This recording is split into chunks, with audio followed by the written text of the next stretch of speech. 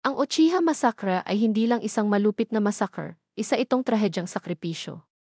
Si Itachi Uchiha, isang genius na pinilit gumawa ng imposibleng desisyon, ay nakatayo sa ulan sa labas ng Uchiha Compound. Ang kanyang Sharingan ay nagliliyab habang puno ng luha.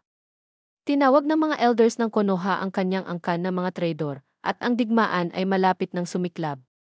Upang maiwasan ang isang madugong kudeta na sisira sa Konoha, nakipagkasundo si Itachi kay Danzo. Siya mismo ang pupuksa sa mga Uchiha, ngunit ililigtas ang kanyang nakababatang kapatid na si Sasuke. Noong gabing iyon, naging pula ang mga kalye sa dugo habang pinapatay ni Itachi ang sarili niyang angkan at pamilya.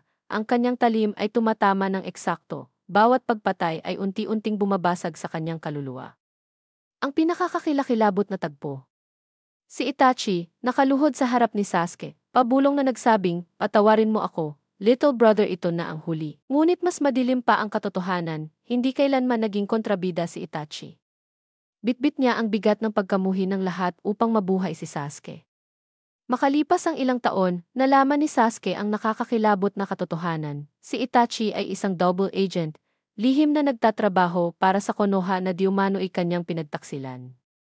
Ang sandaling nakita ni Sasuke ang mga alaala ni Itachi, ang kanyang kuya na lumuluha habang pinapatay ang kanilang mga magulang, nagmamakaawang mapatawad, iyon ang tunay na kasukdulan. Namatay si Itachi sa pagprotekta sa Konoha, minahal si Sasuke hanggang sa kanyang huling hininga. Ang massacre ay hindi tungkol sa kapangyarihan, ito ay tungkol sa pagmamahal ng isang kuya, binago ng digmaan at politika.